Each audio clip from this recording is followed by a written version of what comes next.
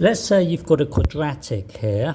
So this is your quadratic and it's given by this equation. We have the ability to find the intersection with another quadratic, this one here. Or if you have a quadratic and then you have a straight line, you have the ability to work out the intersection, the x location of the two intersections here. And also, if you have a quadratic, you have the ability to work out the intersection of a horizontal line. So in this video, let's look at a case of a quadratic intersecting with another quadratic. So if you're trying to find out the intersection of the two, what's so special about these 2 points? Well, at these 2 points, this thing here would be the same as this thing here. So you set the two to be the same as each other, and then somehow just work out x. So now to do this, looking at this, you've got minus 2x squared and 8x squared. In your mind, add 2x squared. Add 2x squared to both sides. So on this side, you have 10x squared plus 2x minus 1. Remember, when you add 2x squared, this thing here disappears, leaving you with negative 4x plus 10. So you want the coefficient here.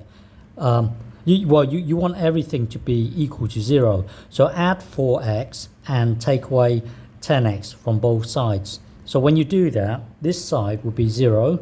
Remember, we're doing two things at once. We're going to add 4x and then take away 10x. So on this side, the x squared stays the same. When you add 4x, this thing here will become 6x.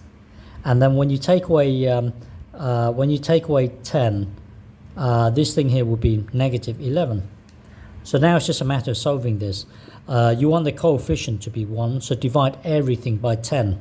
So that will be x squared plus 6 over 10, that's the same as 3 over 5x.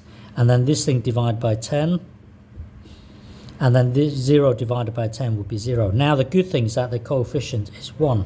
So now complete the square. So completing the square on this will then give us,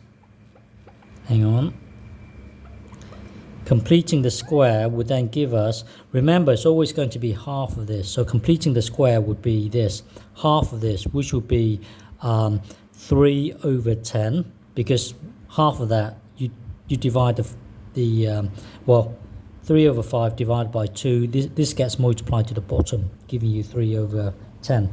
And then that would be squared minus the rubbish, which will be this thing squared, 9 over 100. And then you carry this thing down, minus 11 over 10. This equals 0. Now, I'm expecting you to know how to complete the square.